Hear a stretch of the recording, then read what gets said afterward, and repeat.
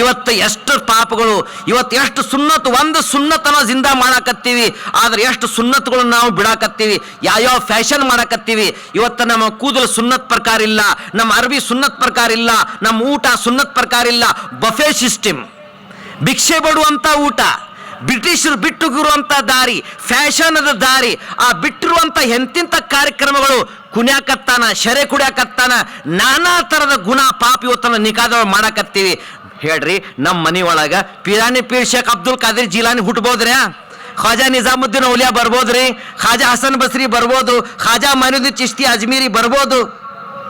ಬರ್ಬಾಕ್ ಸಾಧ್ಯತೆನ್ರಿ? ನಮಾಜ್ ಗೊತ್ತಿಲ್ಲ, ದೀನ್ ಗೊತ್ತಿಲ್ಲ, ಗುಣ ಪಾಪ ಮಾಡಕತ್ತಾನ, ತಾಯಿ ತಂದೆ ಸೇವೆ ಮಾಡಕತ್ತಿಲ್ಲ, ಬರೇ ಲಗ್ನದೊಳಗ ಫ್ಯಾಷನ್ ಮಾಡಕತ್ತಾನ, ವಿಡಿಯೋ ಮಾಡಕತ್ತಾನ, ಏನೇನ್ ನಾನಾ ತರದ ಇವತ್ತು ನಮ್ಮ ಮಾಶರದೊಳಗ ನಾವು ನೋಡಕತ್ತೀವಿ.